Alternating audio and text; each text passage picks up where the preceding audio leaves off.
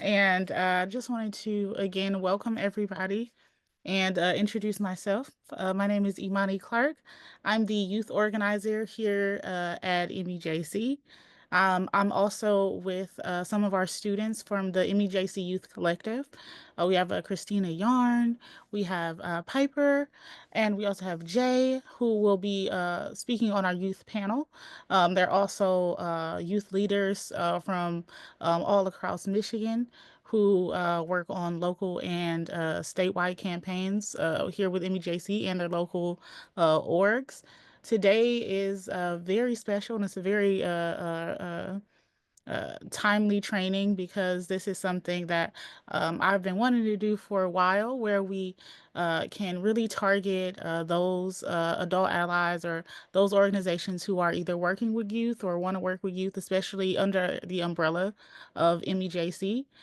Here we have actual youth you can speak with. We have actual youth organizers with experience, Julia.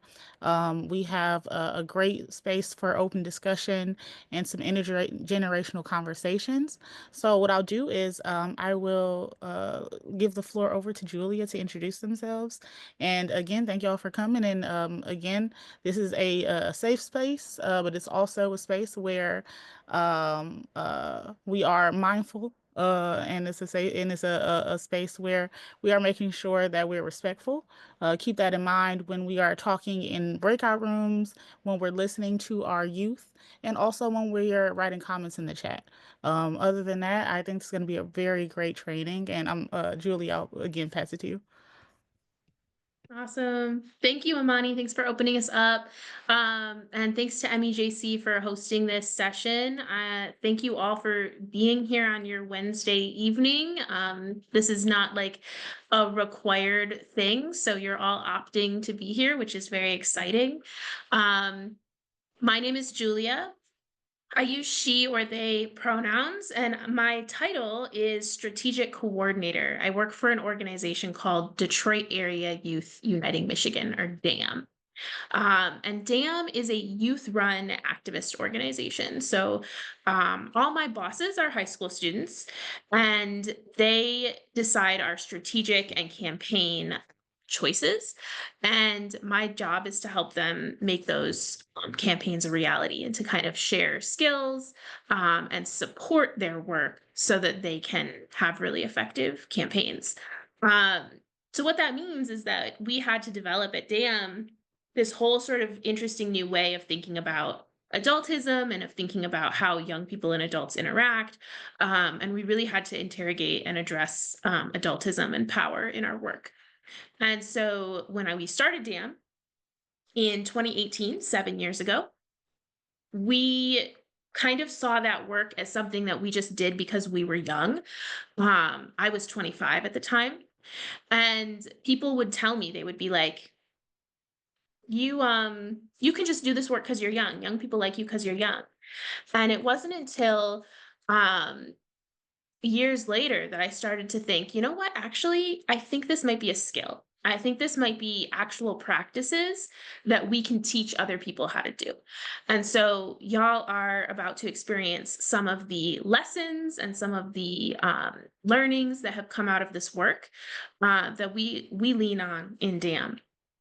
When we talk about adultism, we talk about youth leadership. So that's DAM, and that's me. And we are going to start. I have a question for you all. I'm going to ask you to put something in the chat. So, my first question for everybody that I love to start with is if you could just say your name and your pronouns in the chat, and one adult when you were a child who you really felt like supported you. I want to kind of bring those people into this space. So, who was like that person who just had your back? And what did they do that really showed you that they supported you? So, for example, I had a teacher who was instrumental to my development in middle school. I was really left out a lot. I was bullied a lot as a kid. I came out as bisexual in sixth grade, so I was the first kid in my school. And he hosted debate club. And that was like a safe space for me in middle school. So I really needed that space to engage, to like find my voice. So his name was Mr. Archer. So I'll bring Mr. Archer into this space.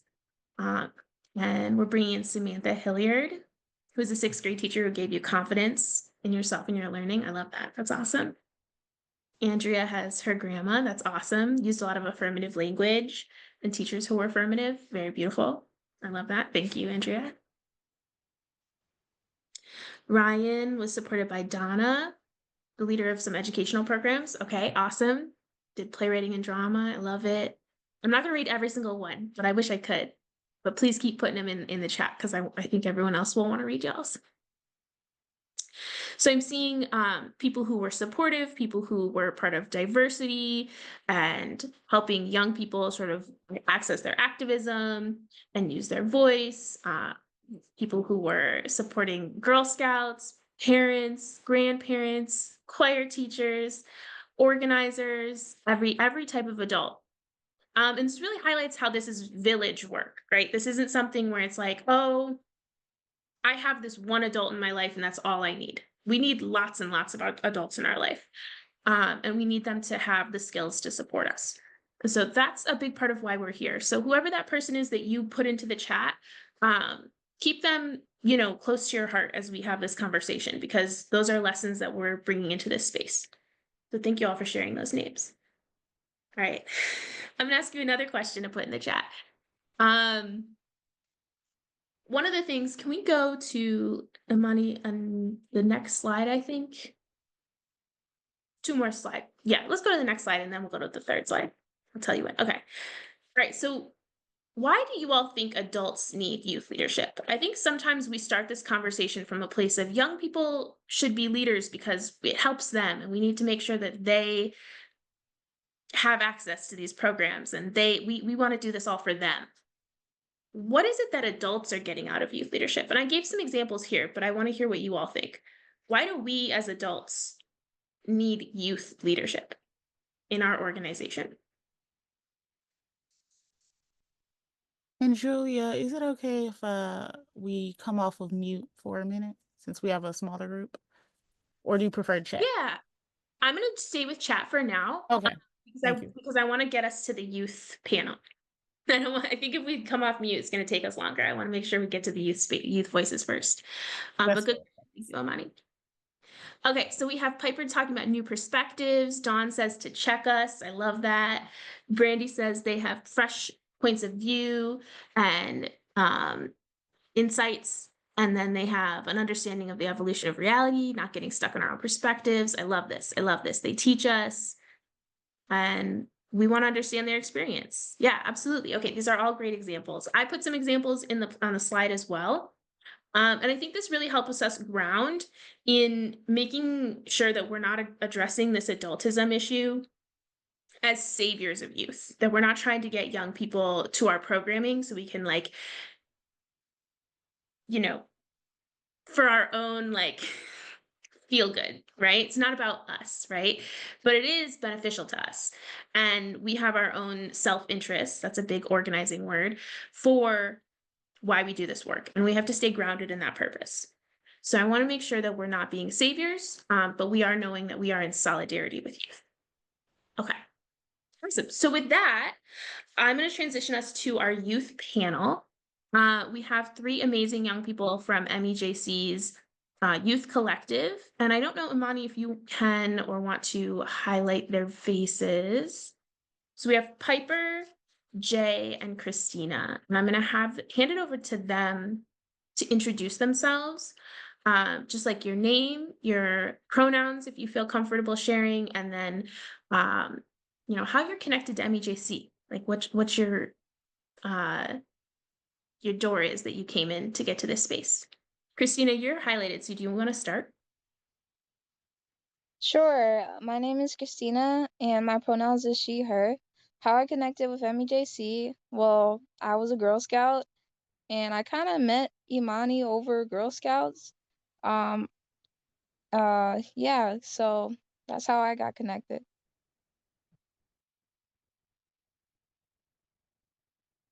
Awesome. Thanks, Christina. Sounds Piper, do you good. want to go next? My name is Piper Bernier. My pronouns are she, her.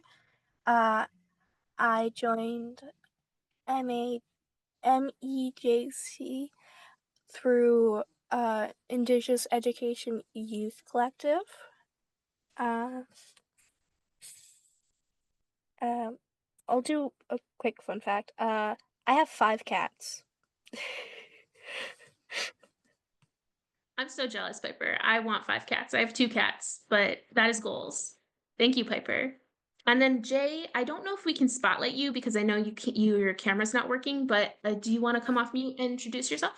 Yeah, I can absolutely do that. So I'm Jay Johnson, and I connected with the IUIC, or with MEJC through IUIC, the Indigenous Education Youth Collective.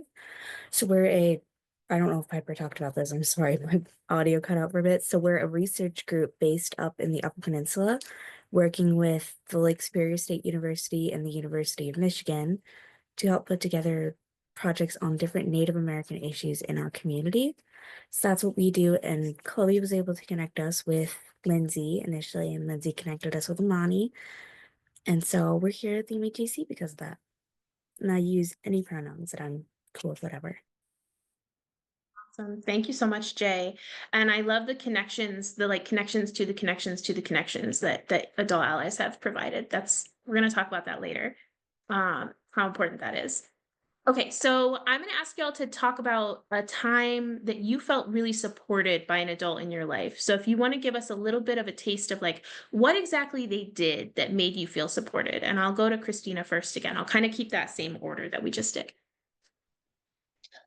Um, so what made me feel very supportive is because so now he's my uncle, but when I was selling Girl Scout cookies, they're like they used to be $5. I'm not sure if they went up to 6. I think they went up to 6.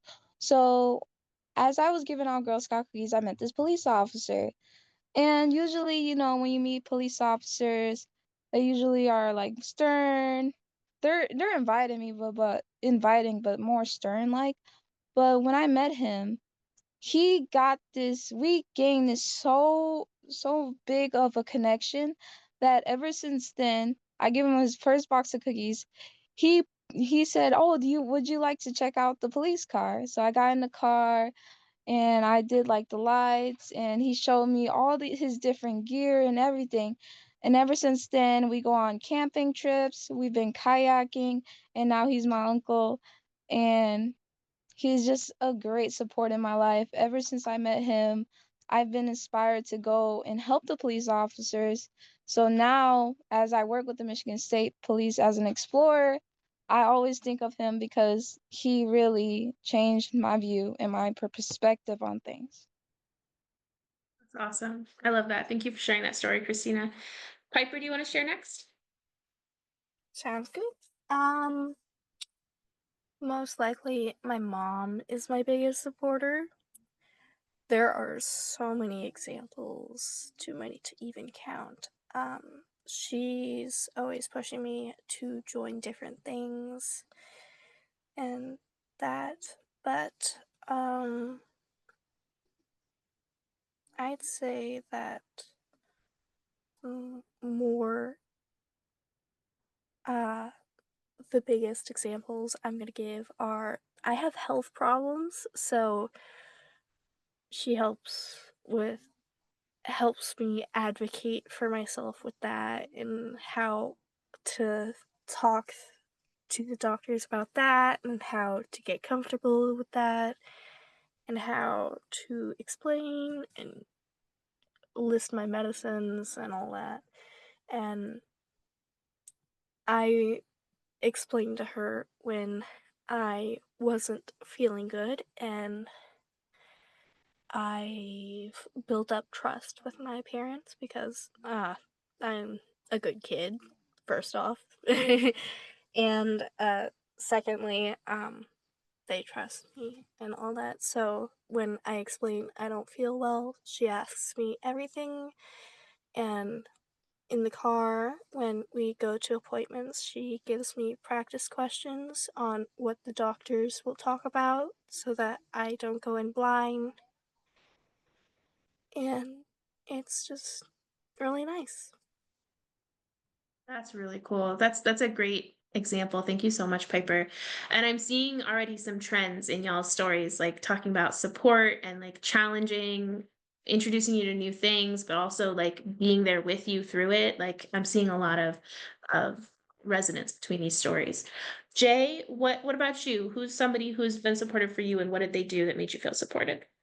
Yeah, so I've been lucky enough to have several people throughout my life that have been just absolutely wonderful and there for me and supportive. But one that I can really highlight is probably my Aunt Carrie Johnson. So she's been a certified pharmacy tech for years now. Um, but she's also been pretty connected and pretty active in our community. Like she's been on the community action board for a while too. And so she kind of was able to bring me into those spaces where you have the power to be able to make a change when you're seeing things. And she was the one that was really giving me that encouragement to push and go forward. She wasn't walking with me every step of the way, but she was there as kind of my support more so than my guideline. Just something to fall back on if I needed help and to give me that push to go forward and succeed. A great example. That's wonderful. That's really good to hear. Thank you for sharing that. All right, I'm really glad y'all have those people in your lives, and that it makes me so happy to learn from those stories.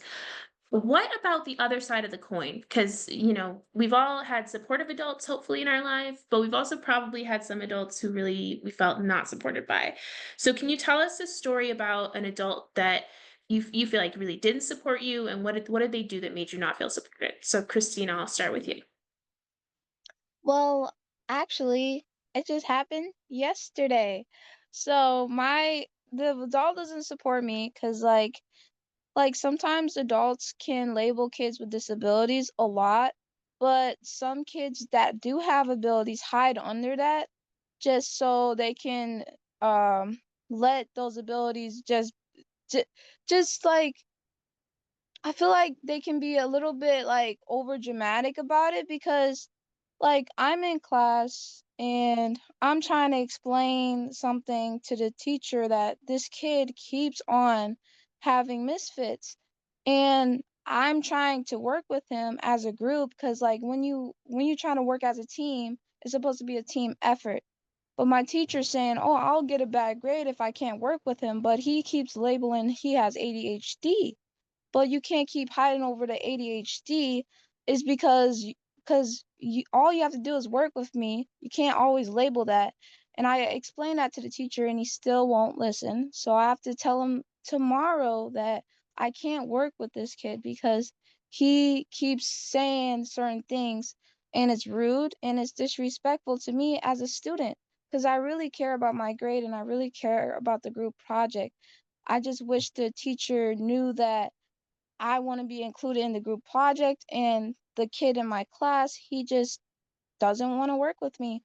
And I feel like hiding behind a certain disability is not fair to me as a student, and it shouldn't really be fair to the teacher either. That's a great example, Christina. Thank you for sharing that. Sorry you're dealing with that. It sounds really frustrating.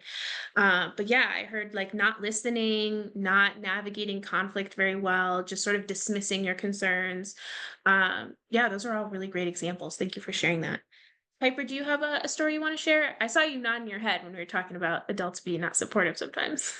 Uh, well, first off, I was gonna talk about how doctors don't really listen to me because they think that I'm too young to understand what's going on with me, despite me having so many problems. But hearing that, hearing Christina, uh, I so I te- I have an invisible disability, so um, it gets a bit difficult with that, with, especially when people are like trying to work around that. Um, I have a few things that are wrong with me, but when I was at school, well, in school, in PE, and all that, I kept complaining about my legs hurting and how I was in pain and my PE teacher wasn't listening. He kept brushing it off, saying that I was fine, that I just wasn't being active enough, and that I should run more and continue with the class. And I'll be fully honest, I'm not the most active out there. I'm not gonna run a mile for fun. I'm not walking for fun, but I knew that I had something else going on. And so it got to the point where I started crying in class, and he finally let me sit out. And so yeah, I got to sit out of PE because I was crying. Turns out I had fibromyalgia, so I had to go to a rheumatologist to figure that out.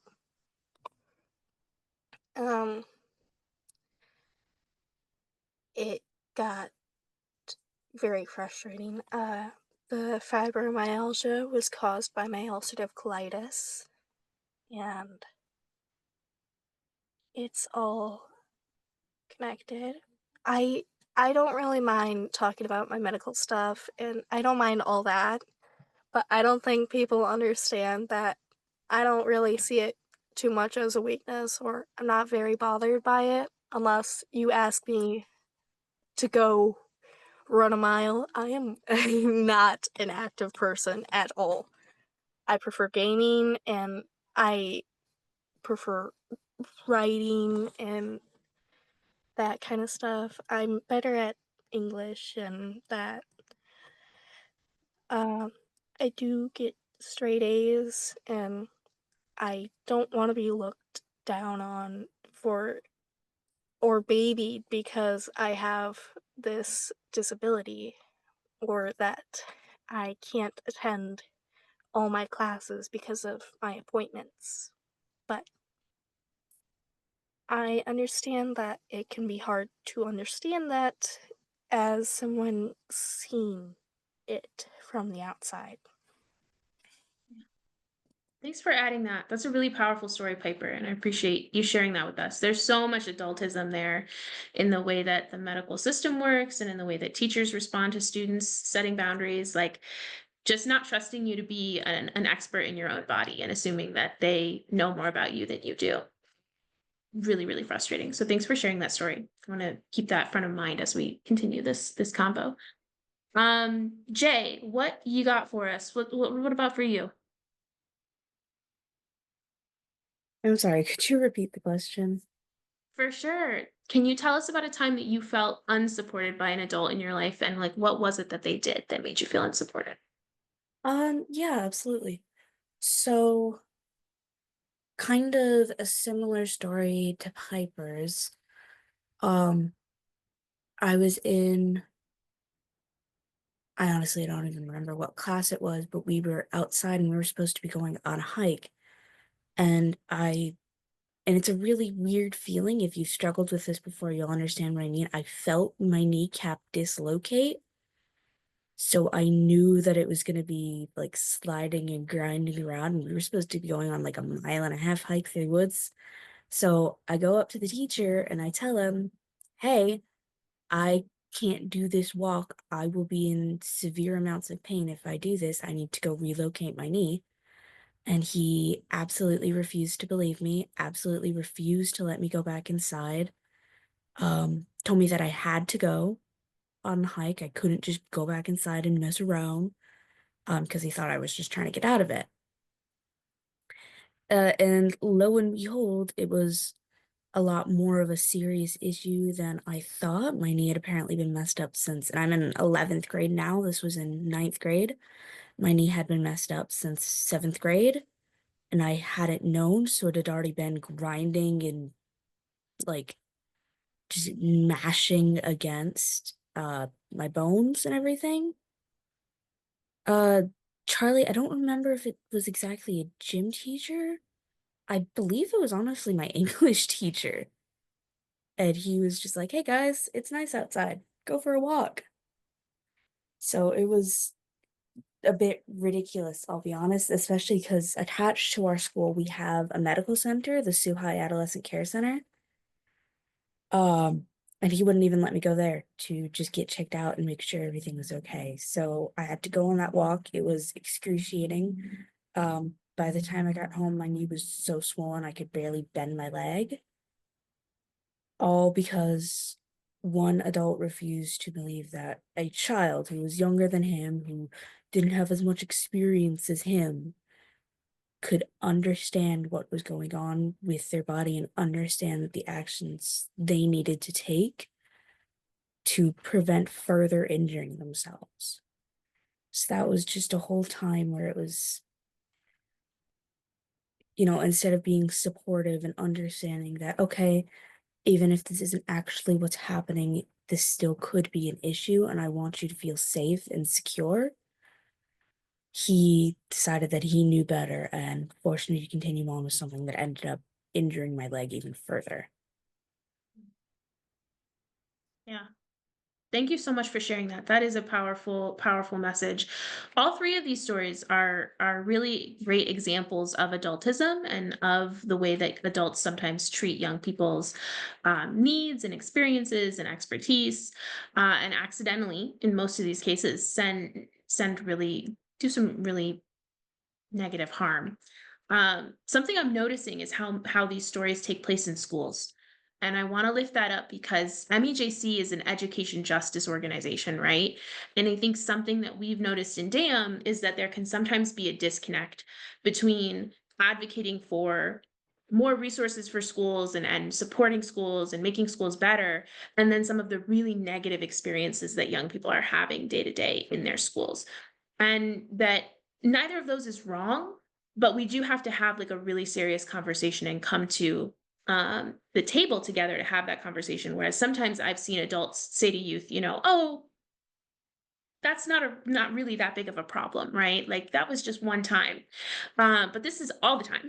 This is in every school, right? And so we need to really be mindful that that's part of our messaging about education justice, that young people should be experiencing these kinds of harms. So thank you all for sharing those stories. All right, I'm going to squish the last two questions into one question just to get us moving a little bit quicker into the next section. So here's my two questions for y'all. What do you wish adults knew or understood about young people today? And then how can MEJC adults support young people better? So something that we should know about young people and something we should do at MEJC to support young people better. Christina, you want to kick us off? Yep. What I feel like adults should know is that mental health is suicide rates is on sky high. Mental health is sky high. Kids need psychologists now. What I want MEGC to know, like, how can you help with this, is that, like, if you see a kid not having a good day, or they have their head down in class, or head down in general, not feeling good, you should ask them how their day is going. And you should ask them that, and if they say no, it's not going well, or it's not going good, you should pull them aside and be like, hey, what are some things I can help with this? How can I help you thrive as a leader and as a person? So yeah. That's a great suggestion. Thank you, Christina. Piper, what do you got for us? I understand that, but I also understand that when I'm crying, I like to be left alone more.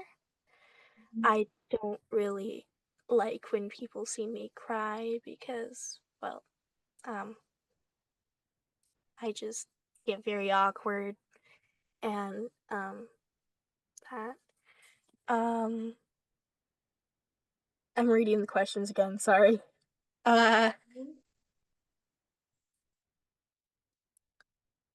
I feel that as teenagers, we are more prone to copying what we think is cool or what we see adults do. I think that we are more sheltered as young kids, and then we are pulled into the world of, well, adults and all that as teenagers because we're being prepared, and I understand that. But once we're pulled in, we start copying people around us, and it doesn't always mean that's a good thing. Everyone around me is super good, but I'm just talking about like I've I watch a lot of crime shows, and I'm in health class, and I hear about how drug addictions start and how family history can uh, be part of why depression is or anxiety happens, and I know all that, and it may seem like I don't I shouldn't know all that, but uh, I'm very aware of what's going on in around me because I want to be prepared. I want to be able to help or be able to explain what's happening. Um, uh, like, I haven't even started driver's ed, but I've always asked questions to my parents about what that road sign is or what does that lever uh, switch do, or how do you turn the uh, windshield wipers on, and that kind of stuff. But um, I understand that you can't assume things and that it can be hard as an adult to understand what's happening with a child, and you think that a child should be more protected and all that, but as a teen, we see more things than we probably should, being honest. So we already know about all that. So instead of thinking that we should be protected, think about what we already know and how to help us with that. Mm, Everyone that's such a has powerful point. everyone has different ways of how they feel comforted. I know that personally because some people like to talk through it, but I also know that sometimes I can't talk through it with actual people, maybe like a stuffed animal or to myself, but I if I'm crying, I can't talk to another person without getting like very angry or defensive and such. Anyways, Thanks for sharing that, Piper. I really appreciated that, especially your points about how young people are different, are each different. Like you're all your own person and your needs might be different from each other. And that we can't sugarcoat how the world works for you because you also live in this world and it's not fair to lie or to omit just because we think it's too serious. So yeah, thank you so much for those points and those examples. All right, Jay, take us out. What two questions are what should adults know about young people and what can adults in MEGC do to support young people better? Yeah, so and it's been declining less and less as in recent years because youth have been able to advocate for themselves more. Um, but a lot of the times, young children are a lot more intelligent than most people perceive them to be. Like, yeah, okay, there's a couple that are still gonna be a little slow, a little behind, but more and more often you're finding kids that are able to comprehend things that you wouldn't think they would be able to, that they want to be able to have a voice, to be able to make decisions and what's going on with their lives. Like, they want to pick out what clothes they get to wear in the morning. They want to pick out what shoes they're going to wear to school, what they get to have for lunch, who they hang out with, this and that.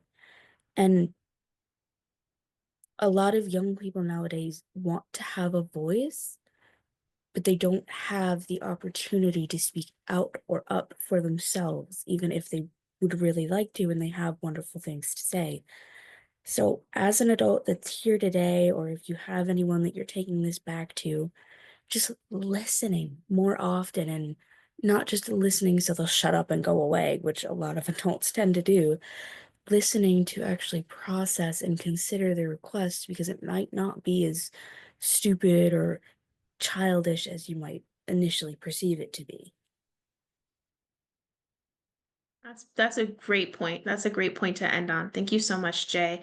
And thank you, Christina and Piper, again. This was perfect to ground us for this session, and so powerful to hear your direct experiences with how this is coming up in your life and how we can do a better job of supporting you. Y'all are the leaders in MEJC. You are like why we're here. So can you all just give them some love in the chat, do like the little reactions on Zoom, give them some applause. um, we're just so grateful that you all took time out of your day and came here to share these experiences with us, because this is helping us learn. So yes, thank you so much. And I am going to let you all go. You can stay on. You're welcome to be here and to continue to chime in for this training. But that is the closing of our panel. Thank you for So letting us come. thank you, Christina. Thank you, Jay. And thank you, Piper. This was really, really amazing. All right. I'm going to unspotlight myself, and I'm going to lead us all in a little game. I work with high school students, so I try to make as much of our trainings like interactive and fun as possible. I've never done this game virtually, so that is my little caveat. So I do this in person all the time, but we're gonna try it on Zoom and see how it goes. It is going to require that as many of you as feel comfortable use your camera. So if you are able to come on to camera so we can see your faces, that would be great. If you can't, it's okay. I won't be mad.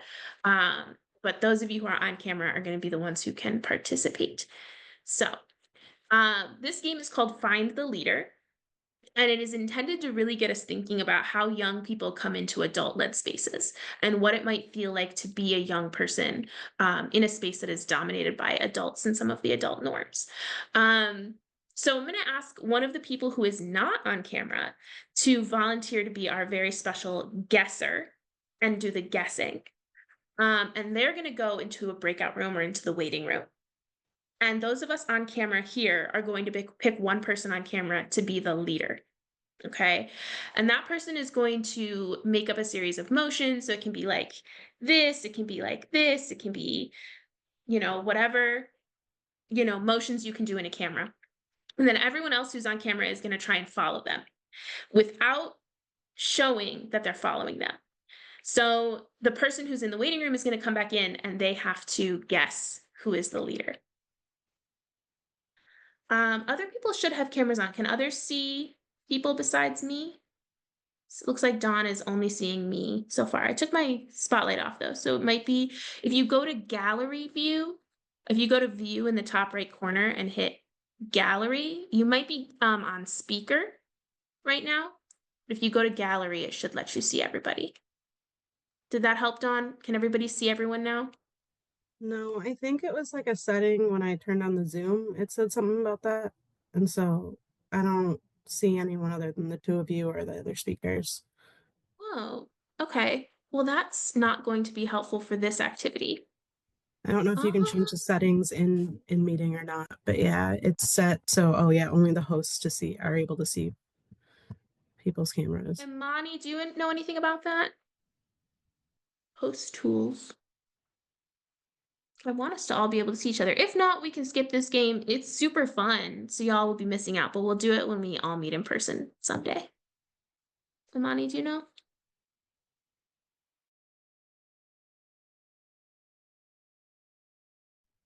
No, I'm looking on my end. You're muted, Imani, if you're talking. Okay. I can see all of you, and it's beautiful, and I love seeing all of your faces.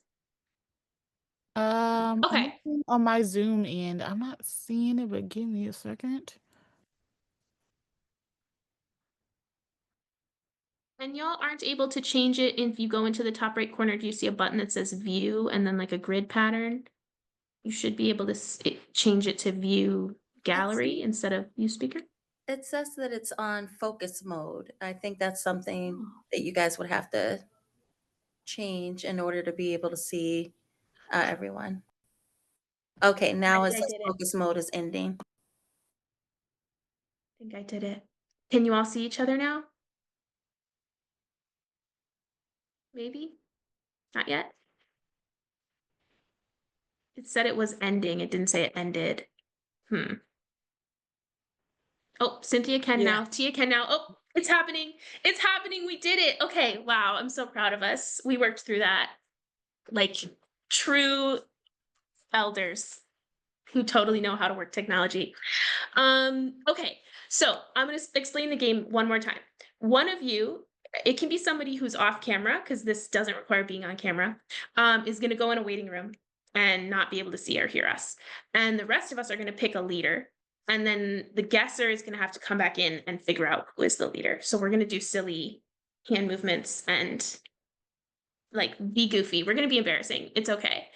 Can I get someone to volunteer to be the guesser? Someone who's maybe off camera and can't participate? It can also be somebody who's on camera if you're like really excited to guess. Ryan will be the guesser. Okay. All right, Ryan. And you've played this before, you said, right? Okay, cool. So you'll be a good example. I'm going to put you in the waiting room and we are going to pick a leader. Okay, bye, Ryan. Okay. So who wants to be the leader?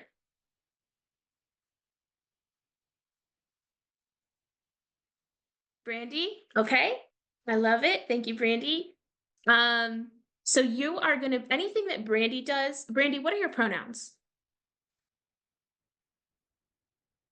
Take your time.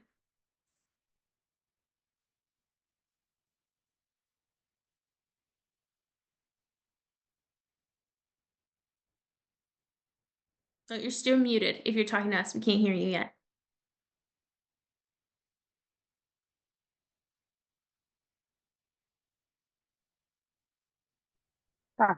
Can you hear me? Yes. Okay, awesome. Sorry about that. My pronouns are she, her, they. She, her, they. Okay, all right. Thank you, Brandy. So whatever Brandy does on screen, we are also going to do. So do you want to practice a little bit? Let's give it one round. Okay, so we see how Brandy is waving their hands. And then Brandy, whenever you switch, we all have to switch. So whatever you do, we kind of have to do that. Yep, great. Okay, excellent. Okay. More? Do you want any more practice? We could do this as long as you want. Ryan is going to get 3 guesses. So these are good practice movements. Okay, So we got to keep it how up. about, I don't know, somebody give me one. Anybody want to suggest So one? like once they come back, you can't talk because we're trying to Right. hide who the leader is. So you'll have to Okay. just like shift without like conversation. Yep. Okay, maybe somebody else wants to do it then. No, you volunteered. You got this. You got this. Okay, It's okay, okay. okay, I got it. All right. Okay, that's fine. I decided I'm not gonna be put on the spot. Maybe I shouldn't have picked it. Nope, you're amazing. You're gonna do so good. Are you feeling ready? I guess so, yeah. Okay, go back on mute so that Ryan can't guess that based on the fact that you're unmuted. So can you mute yourself? Yep, hang on a second. All right, I'm trying to tap on it. perfect. Okay, I'm gonna let Ryan in. Everybody watch Brandy, and Ryan's gonna get 3 guesses to figure out who it is. All right, welcome, Ryan. Welcome back. Keep an eye out on everybody. You're gonna get 3 guesses to figure out who is the leader.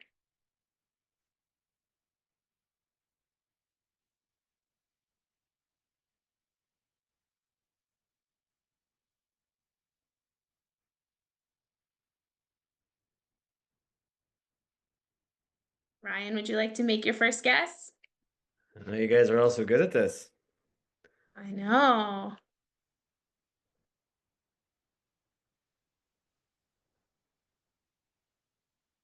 All right, who you think it could be? I'm gonna guess Andrea.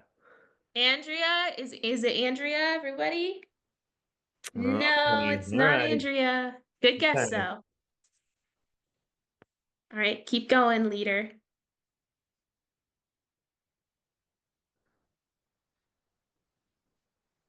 Is it Brandy? Is it Brandy, everyone? Yes, it is. Good guess. Hey, you all were great. You Wonderful. did a great job. Good job, Brandy. Good job, Brian. All right, y'all. That was fun. Thank you to our volunteers. What do you think is the connection between that game and youth leadership? Why did we play that?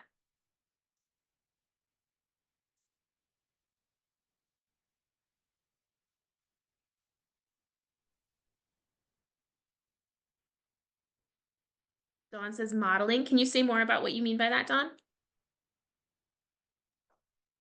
I just think that so much of like working or like youth leadership and being with youth is like the recognition that like, you know, growing up I heard a lot of do as I say, not as I do. And the reality is like people are gonna do what they see, right? And so I think that's what I mean by modeling is this recognition that like how you show up is how your behaviors speak a lot more volume than your words. Yeah, making that really on the surface.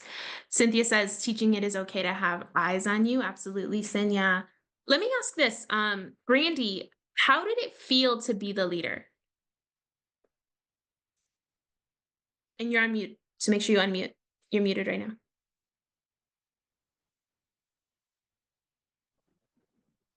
Since this is my first experience with this group and not knowing what to expect, just a little nervous, a little nerve-wracking.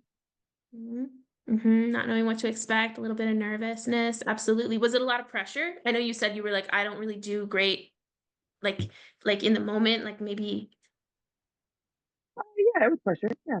yeah, some pressure. Absolutely. Ryan, what about for you coming in from the waiting room? How did it feel? Yeah, so as you said, I'm familiar with this game. I play this game with theater students, especially in improvisation. And a big part of beginning improv is just getting used to people and kids in particular just having eyes on them, like people watching them and getting comfortable with like we call it exposure, right? Just sort of the idea of like people knowing that you're going to be concentrated on, which can be a big deal. Like in a proper improv class, you spend a lot of time just getting used to the fact that people are going to be watching you and potentially judging you and how to sort of move through some of those feelings of, discomfort that come with just being the center of attention. So I think about that when I think about a game like this, but obviously other things like teamwork and community and the importance of buying into that kind of stuff. And then to be the outside person that's watching all of it, that's a particular feeling as well. Mhm. Absolutely. And which of those roles do you think our youth are most often playing? Are they coming into MEJC? They're like, these people are totally going to follow my lead. I got it. I know exactly what I'm doing. Or are they coming in like, I don't know the rules. I don't know exactly who's in charge. I'm not sure what the next move is. Where are they landing?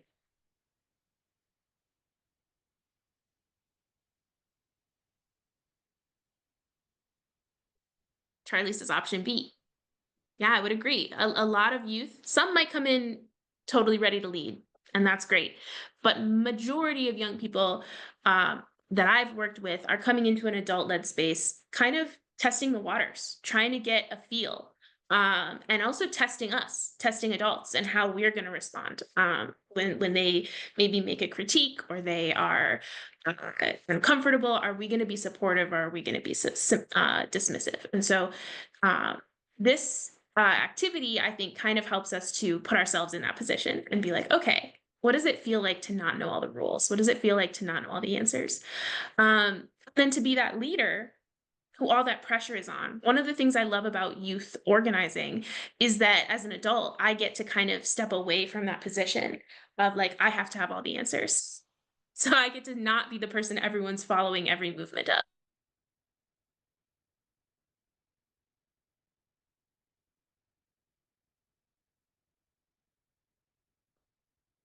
of. Because that's in spaces that are primarily youth. Going to do, this is the activity, this is the agenda. I know all of the answers. Oh, Julia, you froze for a hot second. my bad, y'all. My Wi-Fi has been really bad, so thank you, Charlie, for putting in the chat. When did y'all lose me? Just towards the end. But Okay. kind of caught up and then it said "Do-do-do-do-do-do," and then we lost picture. Yeah. Oh, I love it. I just turned my camera off so that you all could hear me because my Wi-Fi sometimes is like, you know what? We can't show people you and have them hear your words at the same time. That's too much to ask, apparently.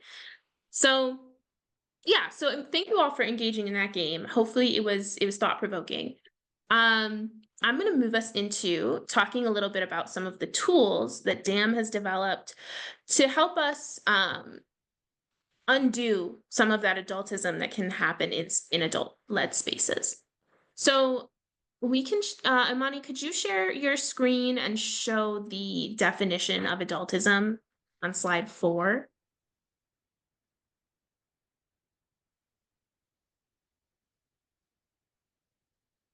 Beautiful. Okay. This is slide 3, so one more slide down.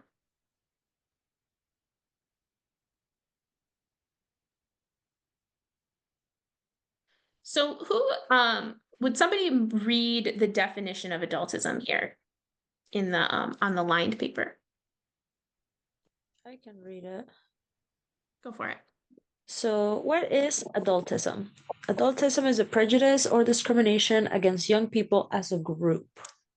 No ism, so it's a system. Yes. In DAYUM, we talk about how isms represent systems. And so adultism is a prejudice or discrimination against young people as a group through a system. So there are systems in our society that enact adultism. Can anyone think of any of those systems, some of the ways that adultism plays out in our system?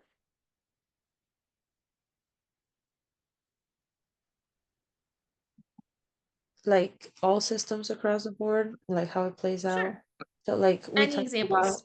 we talked about like the school system, but also I think that like juvenile justice system is very like adult focused. So those are my two big. Those are great examples. They definitely, it definitely is involved in both the schooling and the juvenile justice system. Any other examples that are coming up? With their health, like I said before, adults don't always believe that youth understand the difference between being sore and when there's a problem in their body.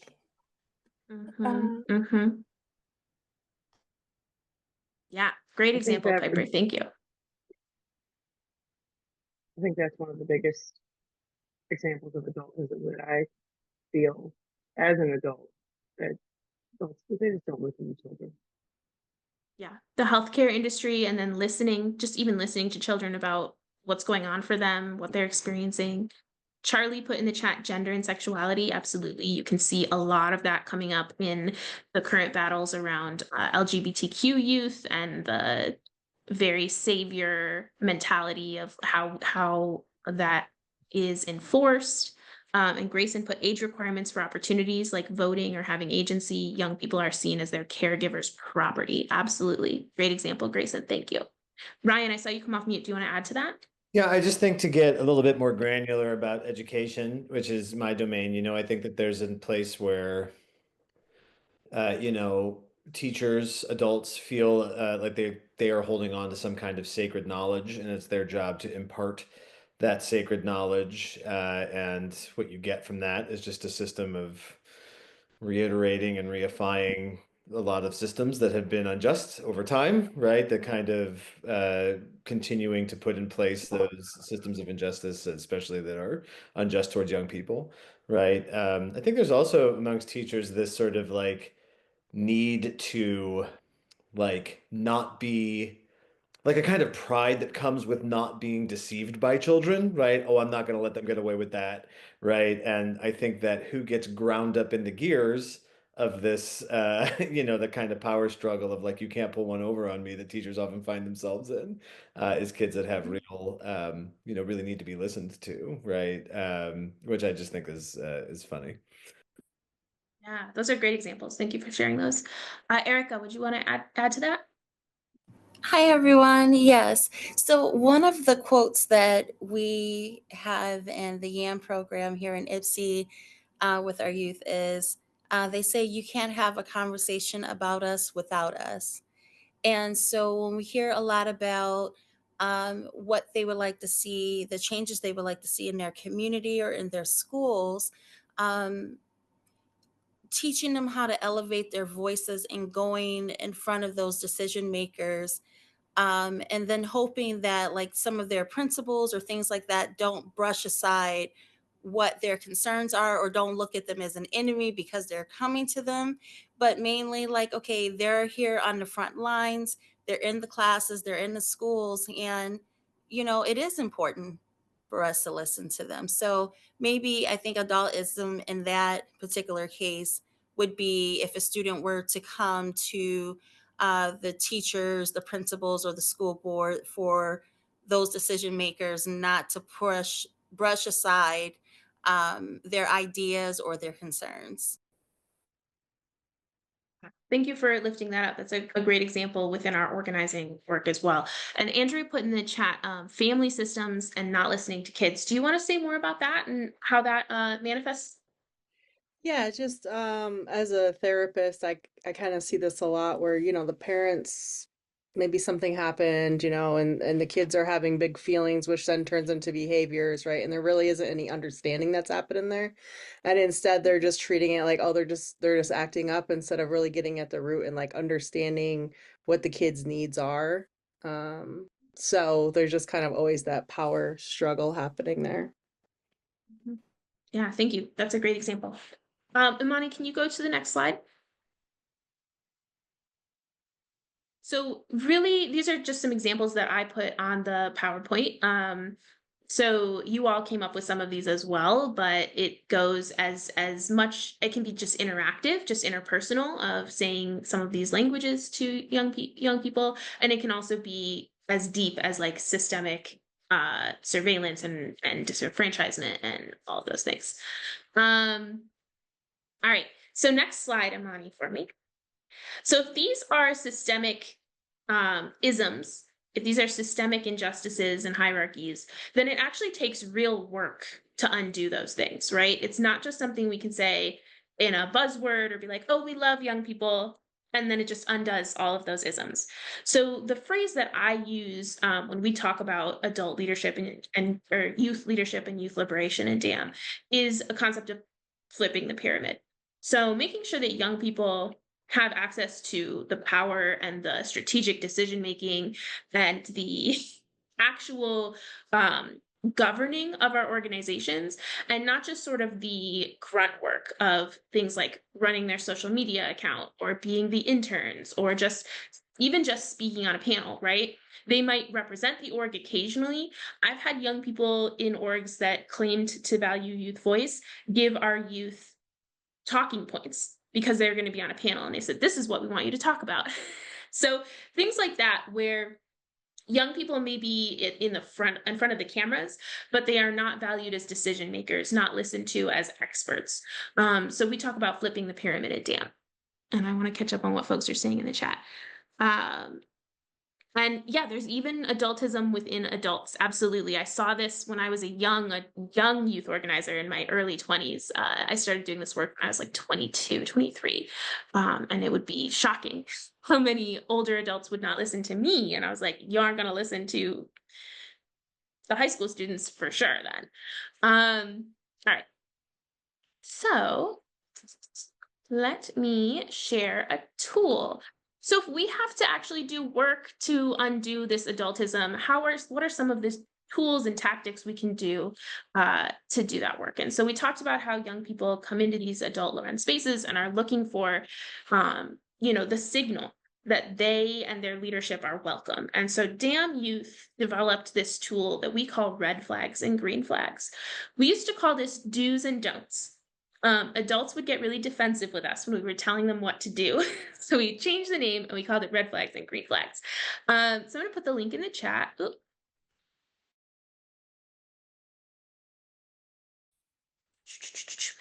And you can go ahead and open that up.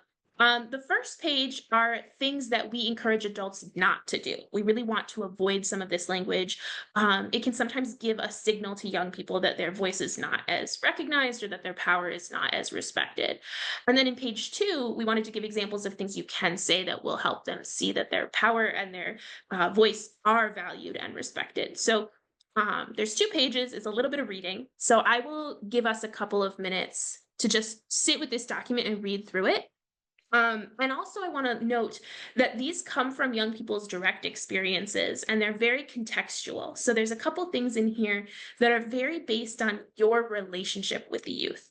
So some of these things might come off differently from a parent who that kid has a really, really good relationship with than it would from a stranger who this young person is just meeting. So that's something to keep in mind as well, is the way that the relationship impacts some of these red flags and green flags. So I'll shut up and let you all read for a couple of minutes. I'll give us until 6:40 to read these.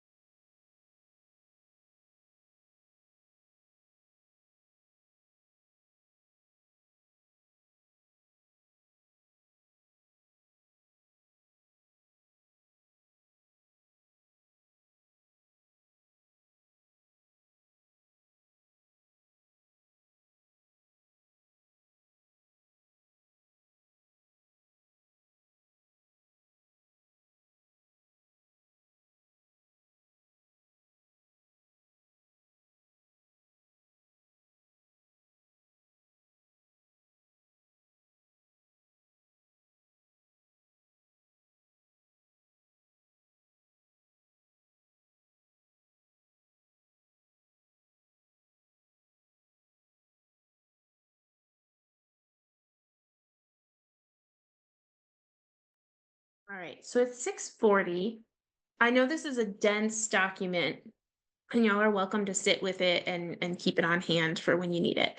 And Monty, you're still sharing your screen, but I think you went back to the PowerPoint. Cool. All right, y'all. So that document, what questions came up as you were reading it? Anything that you weren't clear on?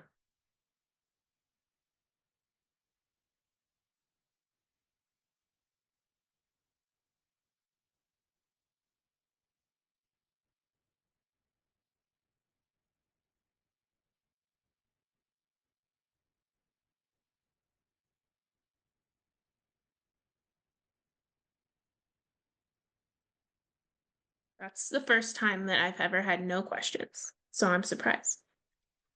I'll give you one. And this is also just like very much my background is when it was on there, I read like that running for office and I'm like, but I want all young people to run for school board, you know? So I'm like, okay, I understand I need to like rein that in. But if there is a young person who wants to run for school board, please find me.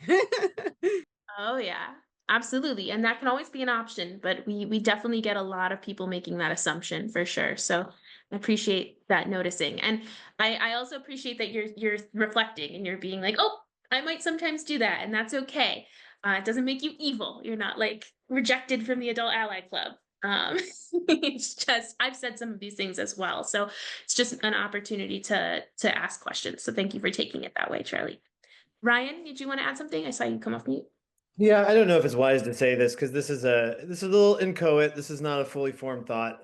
But I think one of the crisis points that I run into in trying to do student forward or youth forward work is also remembering that young people are also still young. And it is also a part of an adult's responsibility in their lives to give them some guardrails on things that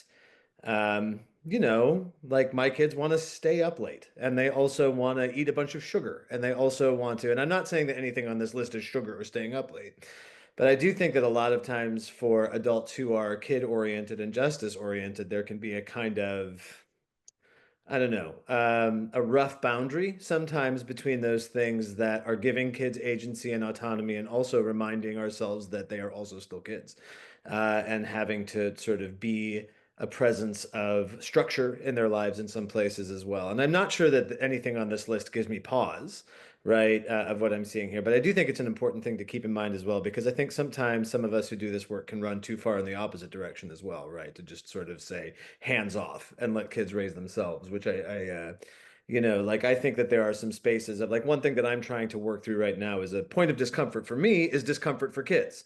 Like what's the appropriate space of discomfort for young people in terms of learning and developing, right? And those spaces of kind of getting kids to be comfortable with discomfort.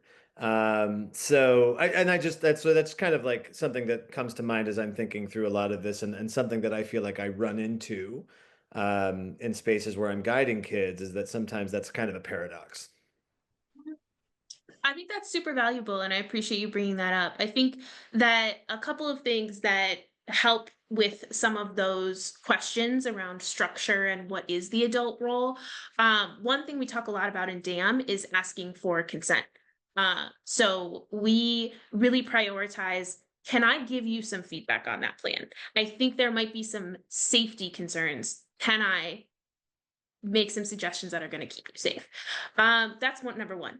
And then two, we talk about the importance of learning through messing up. So your example, Ryan, about, they want to eat junk food right before bed and then they get a stomach ache, with our youth organizers, what does it look like for us to really hold the importance of debriefing and experience? So if we plan an event and they want to have, I don't know, a ball pit. And I'm like, hey, y'all, that might be really messy and difficult to do. And then they're like, no, Julia, we're really serious about this ball pit. We have to have it. Um, Giving them the opportunity to do it. And then in the debrief being like, hey, that was really messy and hard to do. What did we learn from that? Right. And so there are safety things where we're like, no, that's a line we cannot cross. But there are also the opportunity to mess up and to take some risks and then to learn through the experience. So both of those are two things that we use in DAYUM to kind of navigate some of those opportunities where there is structure needed and there's adult feedback and guidance requested and asked for. Okay. I always think Thank you for about that. like reality testing too, and that. Can you say more about that? So like, if they're like, we want to have like horses at this event. Okay, so you want to have a petting zoo.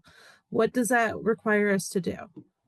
Right. And like, actually, when you talk through how you would get to the point of being able to have a petting zoo at the event, right? It's logistics. Yeah. So reality testing, I guess, yeah, it would be logistics. Like, what would this look like? Who are you thinking is going to be leading this? And just doing the real kind of conversation instead of just like hearing something, because I think a lot of times there's on both ends there's this idea of like we're just going to say something's going to happen and then it's going to happen, right? And so understanding the steps to make something happen can sometimes be really valuable. Absolutely. And I think we are also demonstrating a willingness there to take youth really seriously and say, that might sound wild and outrageous to me, but you seriously want it to happen? Let's make it happen. Here's what would need to go down. And it's really an opportunity to say, this is in your hands, you're in charge, which can be a really powerful orientation towards youth leadership. Mariana, I think I saw you come off mute, so I wanted to make sure if you had something you wanted to add. It's because you said questions, and it doesn't bring questions. I've been working with youth for a little bit of time, and what this brings to mind is like how hard it is to be a youth now, where like you actually like a ton, pardon for all of my likes, I'm like working through this thought, where as a youth now you actually have autonomy, and we growing up didn't. So like kind of how there's like a parenting paradox there, there's like a paradox of experience as a whole, as a society, and how hard, like I actually just said how hard it's going to be to like kind of get like across the board evenness in terms of like adultism, because I think there's battles that adults refuse to let go of, even though like youth desperately need that win for their like betterment. Specifically in juvenile justice, and as a clinical like background respite crisis intervention, I feel like the safety concern of, you have privacy and you get to have your phone, and like testing limits, when we know youth at this point, you have tested way too many limits. And even then, how important it is to follow, maybe not like follow, but definitely take this into consideration, even though the trust has been broken, because these steps can also help rebuild that trust. So I think it just brings a lot of thoughts, and almost like a reality check, because we get really excited to working with youth. It's like, yes, the energy. Am I reflecting onto you now that I'm 25 and I realize I actually have this energy that you haven't found yet? So it's a whole thing, but I really appreciate it, because it's definitely something that we got to keep reviewing for our own accountability. So yeah, sorry for my rambling, but lots of thoughts. That's beautiful. I appreciate that. Thanks for sharing what's coming up for you. And Piper put in the chat, uh, pointing out that as long as we are explaining why something can't happen, that it's related to safety, it helps you see the full picture then, rather than just being like, "Ooh, this would be fun," and then kind of like just shooting it down. Be like, "No, we can't do that." That's a really different dynamic, and that's really important. Thanks for lifting that up, Piper. Okay, it's 6:49 and I want to get us out of here by 7. It's a Wednesday evening. I'm going to drop 2 more resources in the chat for y'all. These are just different examples of spectrums, and they each have different strengths of how organizations can involve youth participation and youth organizing. Brandy, you can share these resources, yes. For the red flags and green flags, I prefer to share those directly just because I like them to go along with the training. But if you feel like somebody's ready for them, I trust you to share them. The ladder and the spectrum are for public use. So those were created by somebody else. Those were not created by me. But they're just 2 different ways of thinking about how orgs can engage youth leadership through sort of like different steps, starting at a lower step and then going higher, both with participation and then also with organizing. I'm not going to go too deep into those because you can read them on your own time. But what I do want to do is give you a few minutes to go into some breakout groups. I'm going to set them up manually, and I want to have you guys answer one question to each other, which is, how are you going to use this conversation going forward? How is this going to sort of shift your practices as an organizer? What is your sort of takeaway, your next step? So I'll let you take about 5 minutes to do that in breakout groups. Imani, do you want to set up breakout groups? I'll put the question in the chat. Yep. How many groups do we need? Maybe 3 or 4. Gotcha. Maybe like groups of 2, if we can get that. Because it's not a lot of time. It's short.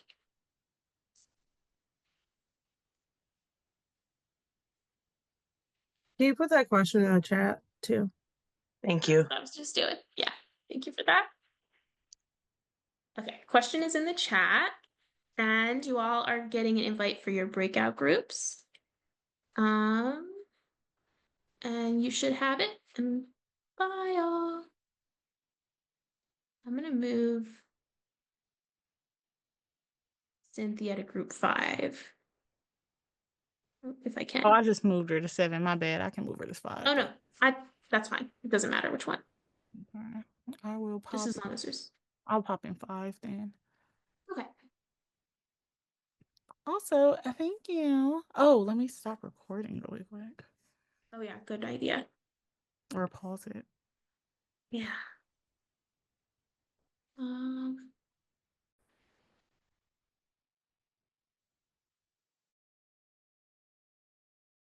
Awesome. Thanks, Imani. Okay, everybody. Hi, welcome back. Thanks for sticking with us until 7 p.m. Could we get just like 2 people to share out, what their takeaway is going to be? What's the next step that came up in their breakout group?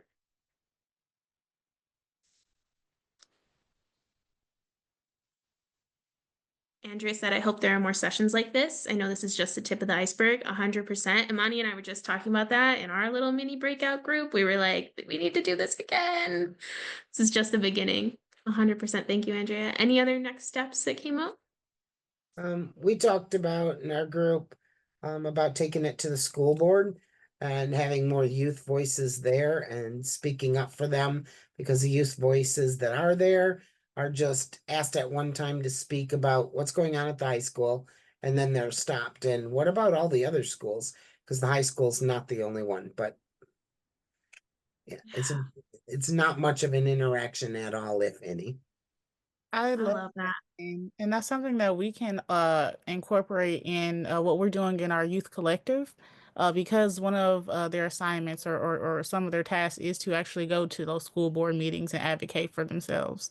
And so that means that they'll need help from the adult allies in this room, locally or with the statewide work. So I think that's great. Absolutely. Brandy, I saw your hand up. I want to give you the mic real quick before we wrap up. What's your I just takeaway? wanted to say that I felt like that this is just a great step moving forward in building community and support for the youth. And I completely agree with what she said about the school board.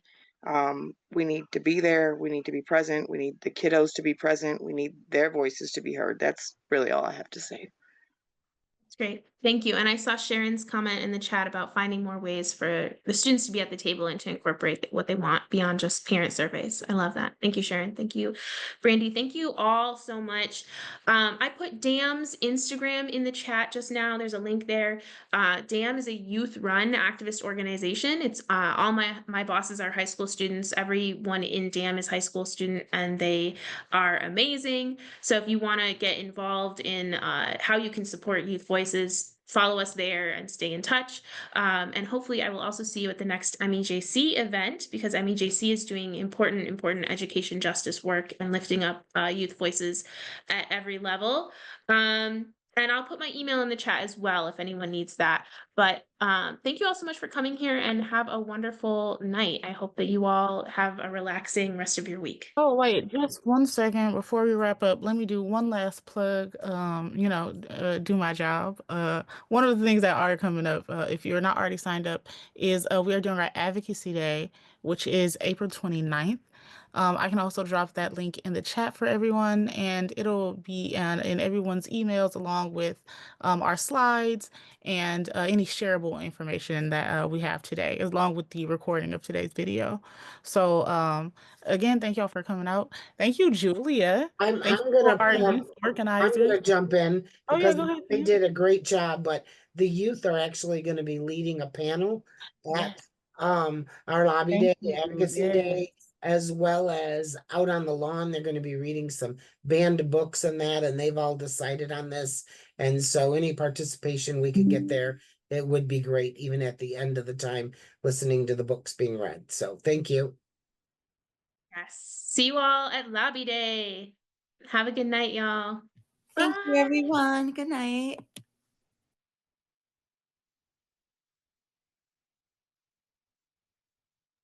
Thank you, Imani. Piper. You did so good. Yes. Thank you, Piper. You're amazing. I knew you was gonna eat when you was like, I don't know if I should talk about them. I was like, yeah, talk about that stuff. So like, you did so much better than I even thought, and I already thought you was gonna do great. So thank you. Thank you And for thank you, having me. Julia. I Yes. enjoyed this and I'm so for the glad. opportunity. I Yes. was nervous though. Definitely, if we do this in the future, if you want to help, if you want to be a youth who helps organize this when we do it again, I'm thinking we might do this maybe twice a year or maybe 3 times a year. Sounds I good. have All I- right. no problem helping as long as it doesn't clash with anything like appointments or something. Oh, I'll make sure we work around your schedule. Oh. Yeah. I'm Y'all the sorry, I priority. just wanted to stay in and Oh, say how thank much you, I Brandy. appreciated Piper's comments today. Like I'm an autoimmune warrior, and my kids are as well. And my kids are on the spectrum, and I really enjoyed listening to you speak today. Like I appreciate you.